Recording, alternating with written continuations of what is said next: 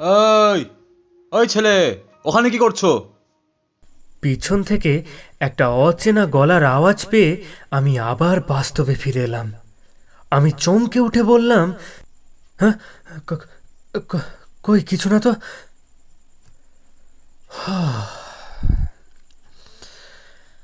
আসলে চারিদিকটা একটু ঘুরে দেখছিলাম।